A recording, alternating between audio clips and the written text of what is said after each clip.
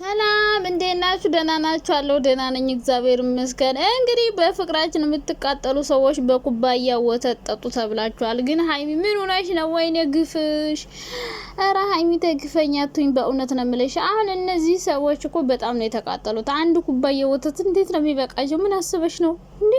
ቪዲዮ በለቀቅሽ ቁጥር ነው የሚቃጠሉት። ባይሆን አምስት ሊትር አድርጊና ፍሪጅ አድርገው ቪዲዮ ስትሰሩ ይጠጡታል። እንደዛ ካልሆነ በቃ በሽተኛም ነው ደግሞ መታከሚያ አዋጡልን የሚለው። አብዛኞቹ ደግሞ የማዳም ቅመም ናቸው አሉ የሚናደዱት። እና ያው እንግዲህ ካሁን በፊት ኢንስታግራም ላይ ብሩኬን ሲጀነጅኑ የነበሩ ሴቶች አሁን ደግሞ ወደ ሀይሚ ዙራው ላንቺ አይገባሽም አንቺ ምናምን እያሉ በውስጥ እየጣፉ እየረበሿት ስለሆነ በውስጥ ደግሞ መመለስ አልፈለገችም ለነሱ ቦታ መስጠት። ስለዚህ ስጧቸው ብላ በኩባያ ወተት ወይ እናንተ ምን ሆናችሁ ነው? አይበቃችሁም እንዴ? የምር በውስጥ እየሄዳችሁ አስረብሻል ልጅቷን ማለት ነው። እናንተ ካሁን በፊት ስንት ነገር አድርጋችኋል። እግዚአብሔር ያገናኘው ማንም ሊለየው አይችልም። ዝም ብላችሁ ከንቱ ልፋት ከንቱ ድካም ነው። ከዛ ውጭ ሀይሚ እውነት ግፈኛ ነሽ እንዴ! ምን ማለት ነው? አንድ ሊትር ወተት አንድ ኩባያ ነው እንጂ ሊትር ግማሽ በ5 ሊትር ነው። 5 ሊትር ራሱ አይበቃቸው እውነት። ከዛ በላይ ከሆነ ደግሞ ይበላሻል። ፍሪጁም አያስገባው ነገሩ። በ5 ሊትር እንልክላችኋለን። ሎኬሽን ላኩልን፣ እኛ በዚህ እንልካለን። ሀይሚ ከኢትዮጵያ ማንጀማ አትለኪም እንዴ? ኢትዮጵያ ያላሉት ባይሆን ይበቃል። ኢትዮጵያ ያላሉት አንቺ አድርሽ፣ እኛ ደግሞ በዱባይ ያሉት ሳውዲ ያሉት በሳውዲ አድርሱላችሁ። 5 ሊትር ማለት ነው። እጃዛቢናችሁ አሉ ያሉት እነዚህ አሮጊቶቹ ሁሌ ቅማል ሲቀምሉ የሚውሉት ሀይሚ እንዲህ ያለች ብሩክ እንዲህ ያለ እያሉ የሚቀምሉት አሉ ማለት ነው። ሳውዲ ዱባይ ምናምን ይሄ ኢጃዛቤት ያሉ ሴቶች አሮጊቶች የጦዘጦዙ ፊታቸው የተጨማደደ ማለት ነው። እንወስደህልን ዱባይ እናመጣህልን እናዝናናህልን ምናምን እያሉ ለካ እስካሁን የምር ብሩኬ ለካ የእውነት ይወዱት ነበር። የምር ነው የምላችሁ። አፍቅራችሁ ነው እንዴ ምናምን ስንላቸው ኧረ እባክሽ እንኩሮ ለኔ ምርጥ ወንድሜ ነው ስለምን ፍቅር ነው የምታወሪው ምናምን እያሉ ነበረ። ለካ እነሱ ግሩፕ ከፍታችሁ ነበር። አሁንማ በቃ ፕሮፋይላቸውን እየቀያየሩ እልም ብለዋል። የምር እነዛ ግሩፕ ከፍተው ሀይሚን ሲሰድባት የነበሩት መቼም አያገባሽ መቼም አይሆንሽ ሲሉ የነበሩ ፕሮፋይላቸውን ቀይረው እልም እፍር ብለው ማለት ነው። አሁን ደግሞ ፕሮፋይል ቀይረው ቪዲዮ አጠፋፍተው ምናምን በፌክ እየገቡ እየተሳደቡ በውስጥ ማለት ነው። እና እንግዲህ ጠጡ፣ መቃጠል ትችላላችሁ። ምንም ማድረግ አይቻልም። የራሳችሁን ፈልጉ የሰው ከምትመለከቱ ማለት ነው። በፈጣሪ ስም ሴቶች ግን ምን ሆናችሁ ነው? ዋይ እኔ ተው ብያለሁ። ሀይሚ ደግሞ እንዳሰሚያቸው የምሬ ነው። አቃጥለሽ ድፍት አድርጋቸው። ገና ሀይሚ ታቃጥላችኋለች ነው የምላችሁ። ገና ተቃጥላችሁ ጨጓራችሁ ብስክስክ ብሎ ጥቅም ውጭ ነው የሚሆን የምትናደዱ ከሆነ በእነሱ። ካለበለዚያ ግን እርግፍ አድርጋችሁ ተታችሁ ህይወታችሁን ኑሩ። እዩም ሆንሽ ሌሎችም እዚህ ሶሻል ሚዲያ የሚመጡት እንኳን የታወቀ ነው። ለቪው ብለው ነው ምናምን ብለን እናስባለን። ግን በውስጥ እየሄዳችሁ የምትረብሹ የምትሳደቡ ብሩኬንም የምታወሩ የምር ይደብራል። አይመጣውም። ለምንድን ነው እናንተ የተፋቀረን ሰው ካላለያየን የምትሉት እንዴ? እንኳንም ዘንቦብሽ እንዲያው ነሻለ እንኳን የሆነ ነገር ተገኝቶ እናቴ ፍቅር በጣም ጥንቃቄ የሚያስፈልገው ነገር ነው። እንደ እንቁላል ነው፣ ከወደቀ አይነሳም። በጥንቃቄ ከያዙት ደግሞ አይሰበርም። እና ብዙ ሰዎች ሶሻል ሚዲያ ላይ እንዳልኳችሁ ነው ፍቅራቸው እንትን ይላል። እነሱ ግን በቀላሉ ይለያያሉ ብላችሁ አታስቡ። ለምን እንደው ልንገራችሁ።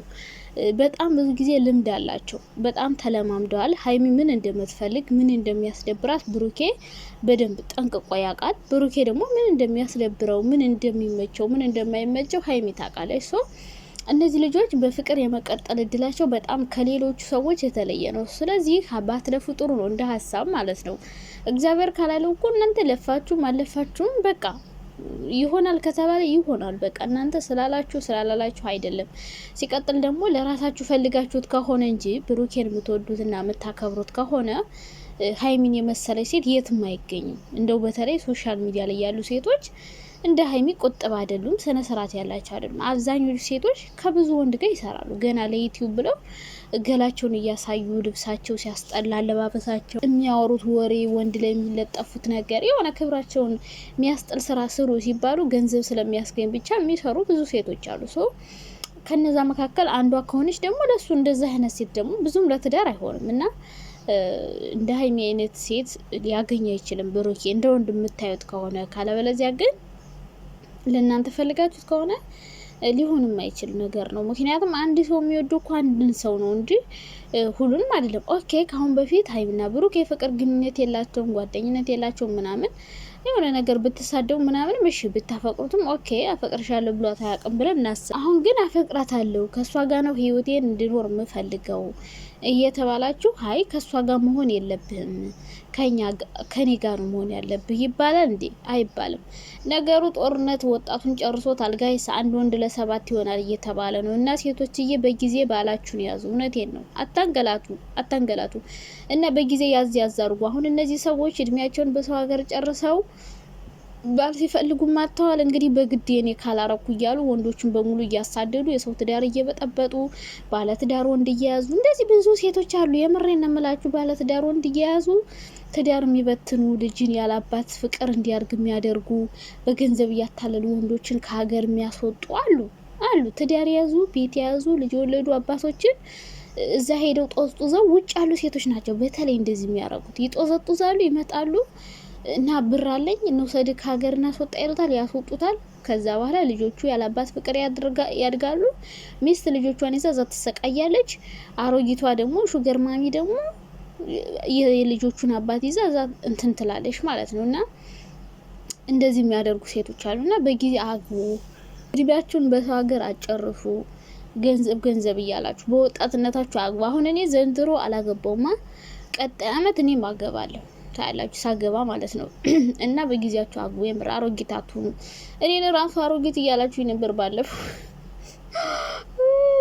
ይሁን ለማንኛውም እና የምር ድምጻቸው ያስታውቃል። በጣም አሮጊት ናቸው። ሲቀጥል ቀሽም አማርኛ ራሱ በደንብ አይችሉም።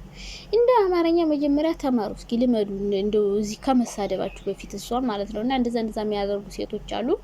እና አሮጊቶችዬ ብሩኬ ካናዳም አይፈልግም፣ ፓሪስም አይፈልግም፣ አውሮፓም አይፈልግም፣ ዱባይም አይፈልግም፣ የትም አይፈልግም። እሱ የሚፈልገው ከሀይሚ ጋር መኖር ነው። ስለዚህ የልጁን ህይወት አትረብሹበት እንደ ሀሳብ ማለት ነው።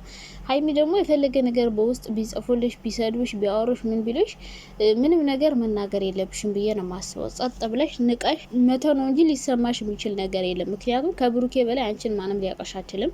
አንደኛ የሰፈረሽ ላይ ነው። የሆነ ተደበቀ ነገር እንኳን ቢኖር ሁሉን ስቶሪሽን ያውቃል። ሀይሚ ያሳለፈችውን አንዳንዴ ባለፈ ታሪኳ ለማሸማቀቅ ሞክሩ ሰዎች አሉ። ሀይሚ እኮ እንዲህ ነበረች፣ እንዲህ አርጋ ነበር፣ እንዲህ ነበርሽ፣ አሁን እሱን አገኝተ ሰው ሆንሽ ምናምን የሚሉ ሰዎች አሉ። ያለፈ ታሪክ ያለፈ ነው። ሁሉም ሰው በችግር በመከራ ነው ያላለፈ። ችግርን ያላየ ሰው የለም ሲጀመር ማለት ነው። እሷ ችግርን እንዴት እንዳየች ያውቃል። ለዛም ነው ሀይሚ ልክክ ብላ ብሩኬ ጋር ቀጥ ብላ የምትሰራው ጨዋ የሆነችው። እና እሱ እሷን በደንብ ከእናንተ በላይ ያውቃታል። እናንተ ምን ቤት ናችሁ?